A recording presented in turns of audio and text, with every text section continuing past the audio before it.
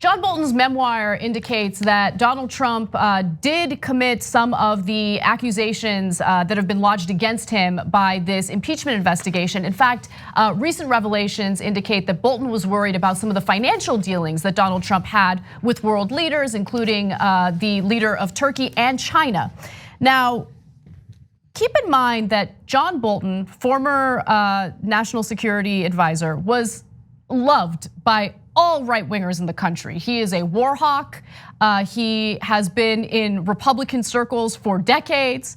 But all it took was this memoir to make everyone turn against him, because everyone wants to bow down to Trump's power. And here's an example of that. And as for John Bolton, well, it's really disappointing if he ends up being just another think tank type trying to cash in on his time in the White House.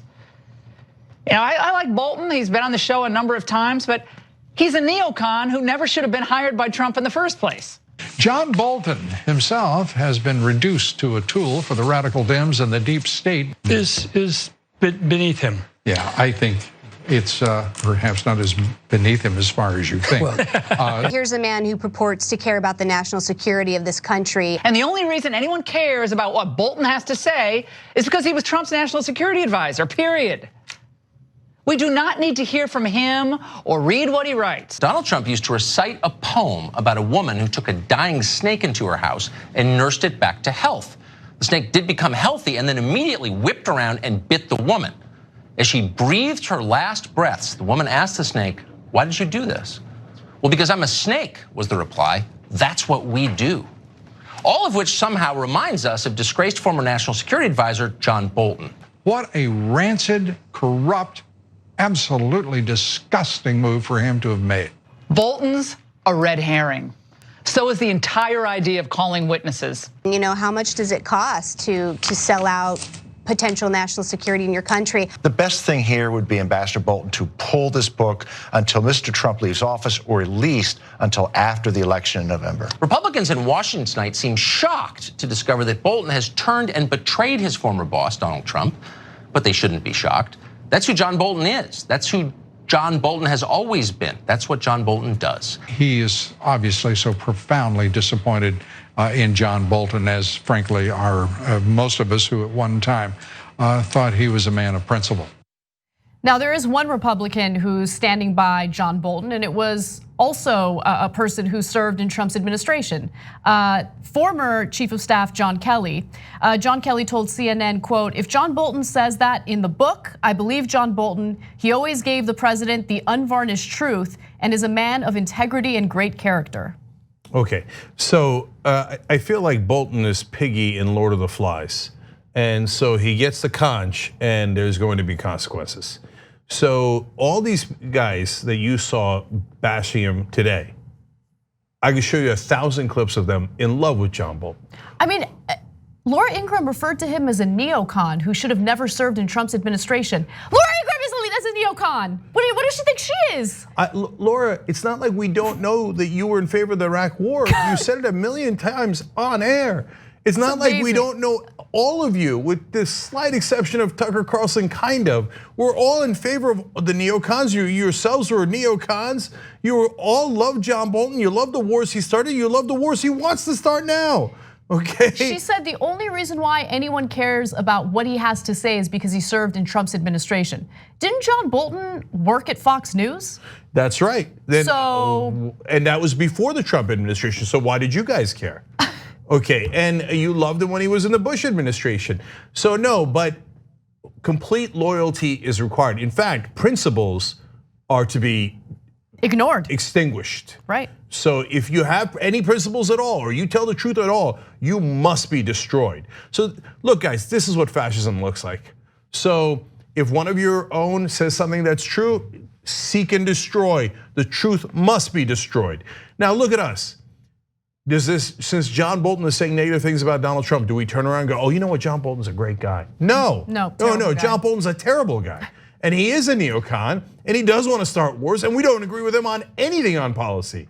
But in terms of who's right and who's wrong and who's telling the truth or not, you have to look at the context. And you have to see, okay, who is more likely telling the truth, given their track records.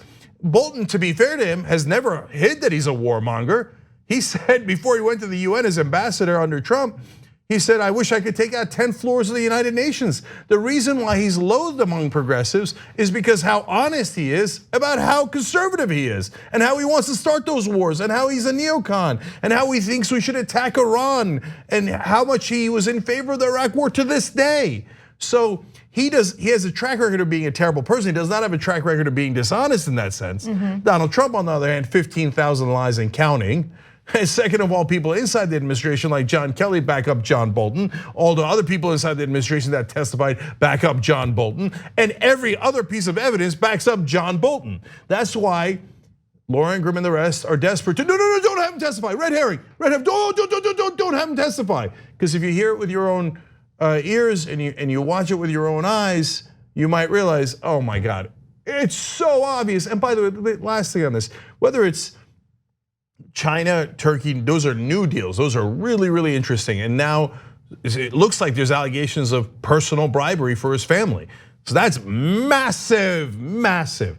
But on the issue of Ukraine, where Bolton says, yes, he told me, apparently he says this, we're gonna have to have him as a witness. He told me that he wanted to stop the Ukrainian aid until he got an investigation of Joe and Hunter Biden. Are we still being surprised by this? Of course he did. I don't even understand how that's a new revelation.